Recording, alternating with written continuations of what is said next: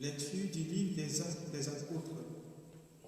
En ces jours-là, comme les apôtres étaient en train de comparaître devant le Conseil suprême, intervint un pharisien nommé Gamaliel, docteur de la loi, qui était honoré par tout le peuple.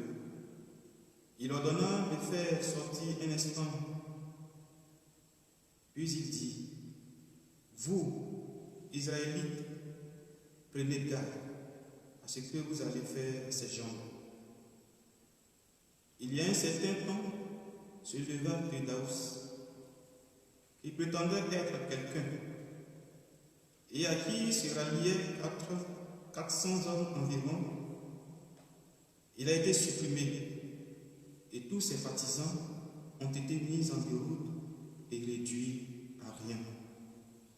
Après lui, à l'époque du recensement, se leva Judas le Galiléen, qui a entraîné beaucoup de monde derrière lui. Il a péri lui aussi, et tous ses partisans ont été dispersés. Eh bien, à la circonstance présente, je vous le dis, ne vous occupez plus de ces gens, laissez-les. En effet, si leur résolution ou leur entreprise vient des hommes, elle tombera.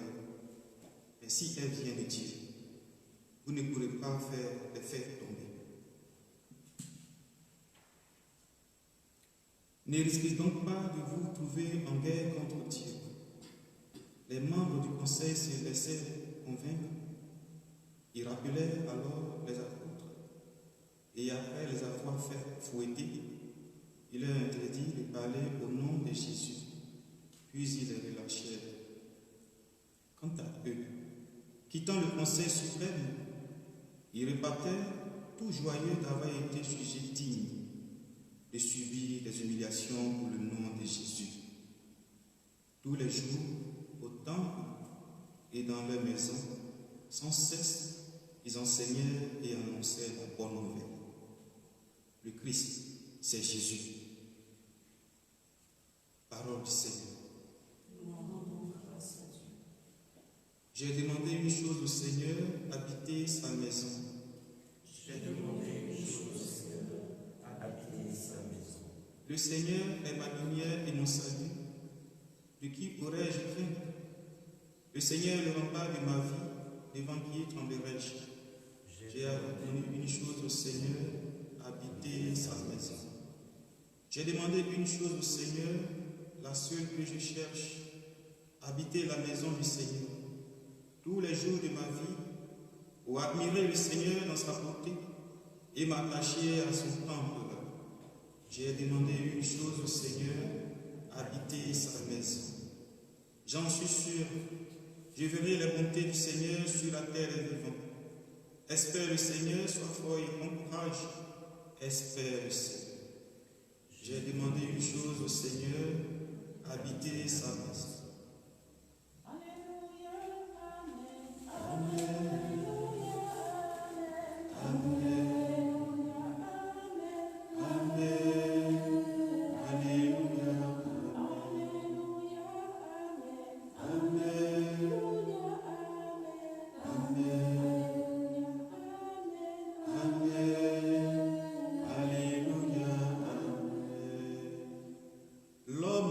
Seulement du pain, mais de toute parole qui sort de la bouche de Dieu.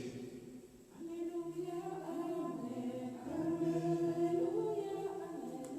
Alléluia,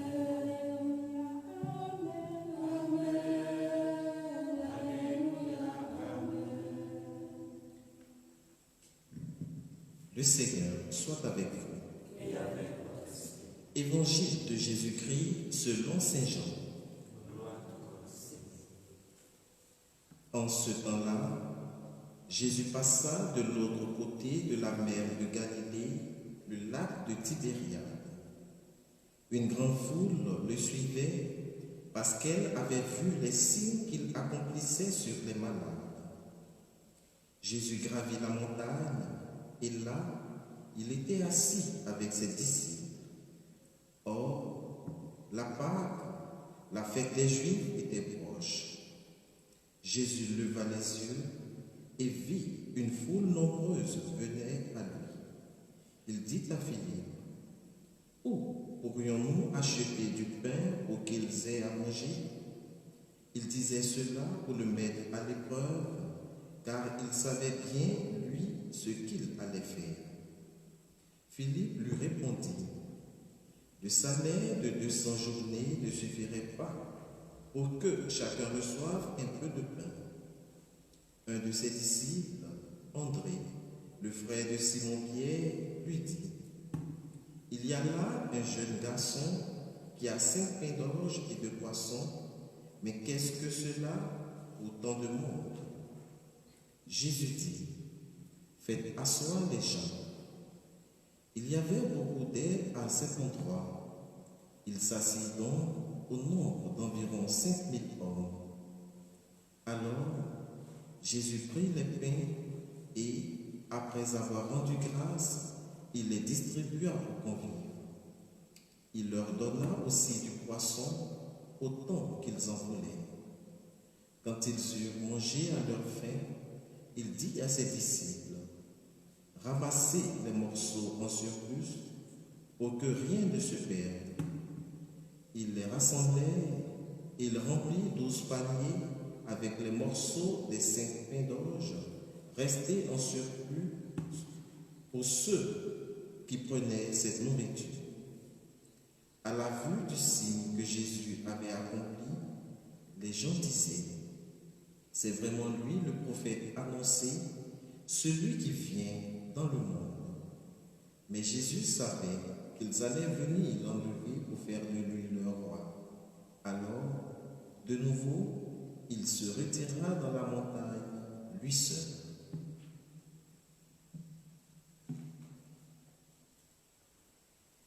Acclamons la parole de Dieu. Louange à toi, Seigneur Jésus.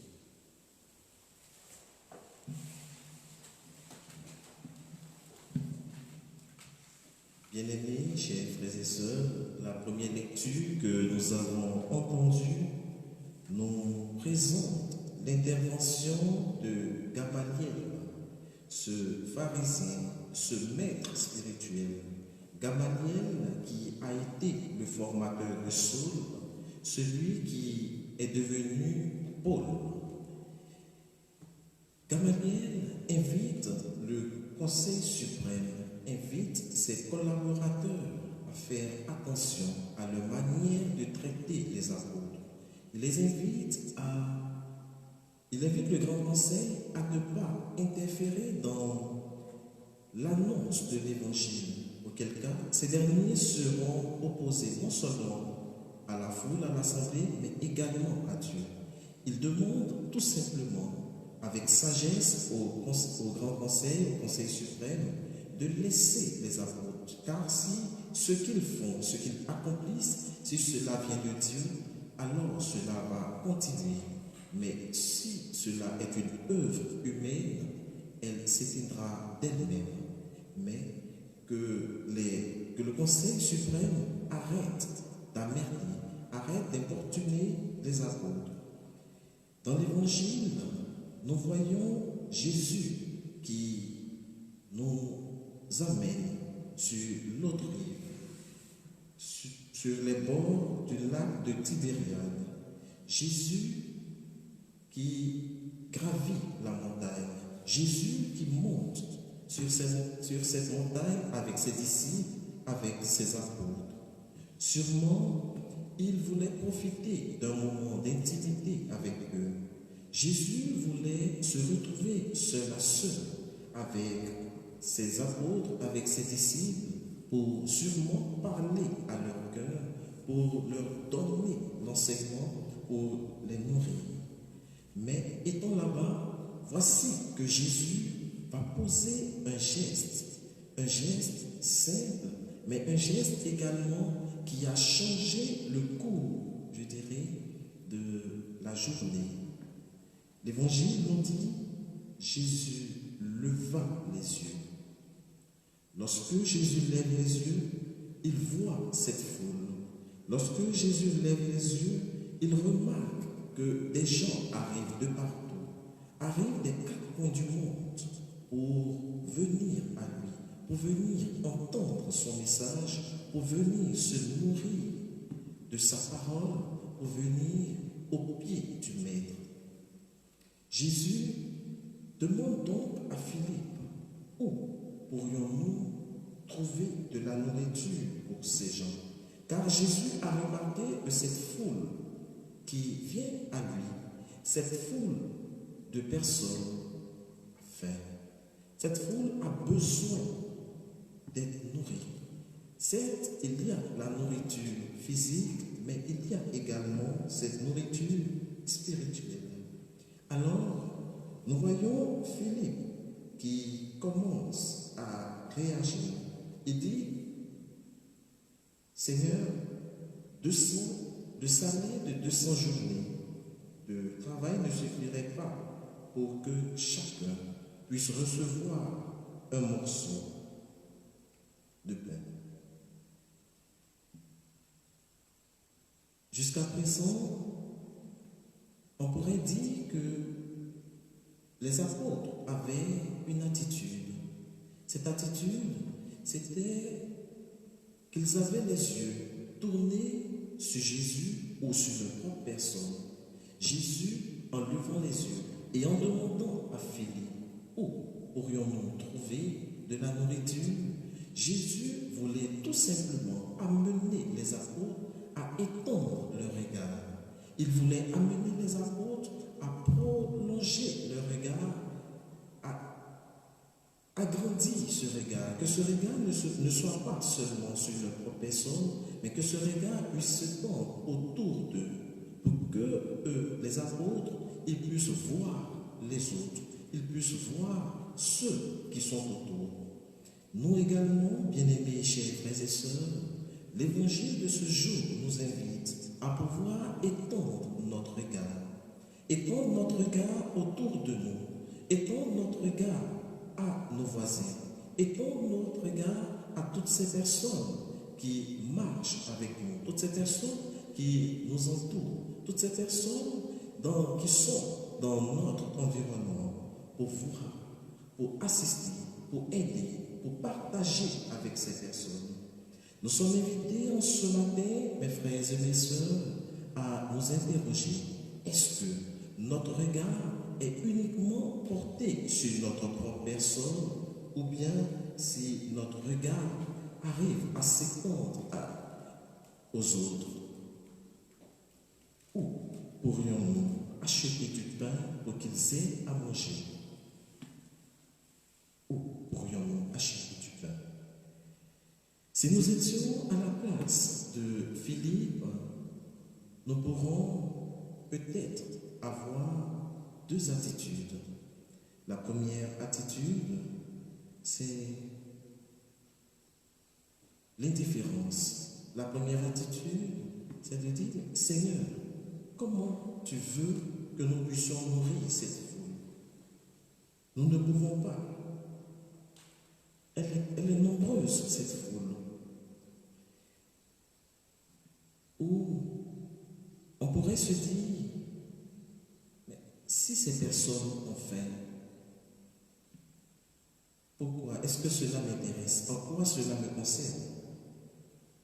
Si ces personnes ont faim, si ces personnes ont soif, si ces personnes ont besoin de quelque chose, je ne suis pas leur ami, je ne suis pas leur camarade.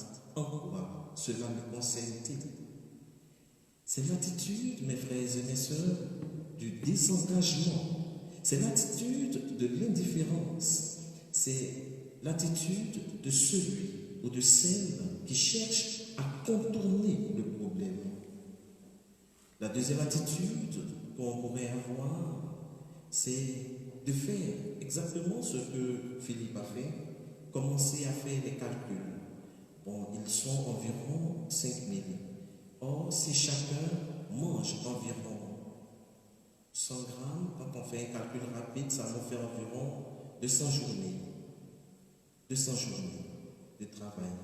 Et comment trouver le salaire de 200 journées de travail en un instant aussi court? Cela est pratiquement difficile. Cela est quasiment impossible. C'est l'attitude du rationalisme. c'est l'attitude du calculateur. Mais cette attitude est aussi vouée à l'échec. Lorsque nous regardons la situation, nous remarquons que Philippe a voulu résoudre cette énigme, je dirais, par ses propres moyens, par ses propres forces. Philippe ne peut qu'aboutir à l'échec. Il ne peut que revenir à l'impossible. Et lorsqu'il revient à l'impossible, lorsqu'il revient à cette attitude première de désengagement, de désintéressement, il est plus ou moins obligé de se tourner vers le Seigneur. Alors intervient l'autre disciple, le frère de Simon-Pierre, André, qui vient et qui dit, Seigneur, il y a là un jeune garçon qui a 5 pains d'orge et 2 poissons. Au même moment où lui-même, André, vient porter cette nouvelle au Seigneur, il est aussi gagné par le découragement. Il dit, bon, 5 pains d'orge et 2 poissons. Mais qu'est-ce que cela vis-à-vis de ce nombre? Est-ce que cela peut nourrir les 5000 personnes qui sont là? Mais Jésus se sert de cette initiative d'André. Jésus veut nous amener tout simplement à lui donner l'occasion de manifester sa puissance. Jésus veut nous amener en ce jour à nous donner l'occasion de manifester sa gloire. On pourrait dire en certaines circonstances, il faut donner à Dieu l'élément du miracle. Il faut donner à Dieu l'occasion sur la base sur laquelle le Seigneur pourra s'appuyer pour accomplir le signe dans ta vie. Ce jeune homme a 5 pains et 2 poissons. Ces 5 pains et 2 poissons, Jésus leur dit, permettez à la foule de s'asseoir. Et avec ces 5 pains et ces 2 poissons, Jésus nourrit l'assemblée. Jésus nourrit la foule. Il veut que notre volonté soit portée. Présentons à Dieu le peu que nous avons et laissons Dieu accomplir le miracle dans notre vie. Bien-aimés, chers frères et sœurs, en ce jour, nous sommes invités à ouvrir notre cœur, à faire confiance à Dieu. Nous sommes invités, mes frères et mes sœurs, à laisser le Seigneur transformer notre existence, mais pour cela, offrons-lui l'élément du miracle. Devant la situation que vit notre monde, nous avons cherché la solution par nos propres moyens. Nous sommes invités en ce jour à lui présenter, Seigneur, nous avons mené les recherches. Seigneur, voici ce que nous avons pour pouvoir résoudre telle ou telle situation, pour pouvoir résoudre telle ou telle énigme. Nous voulons te présenter, c'est tout ce que nous avons. Nous mettons entièrement notre confiance en toi. Nous nous abandonnons à ta volonté. Accomplis dans nos vies le miracle. Demandons cette grâce à Dieu, cette grâce de la confiance, cette grâce de l'abandon dans ce Dieu qui est vivant pour les siècles des siècles.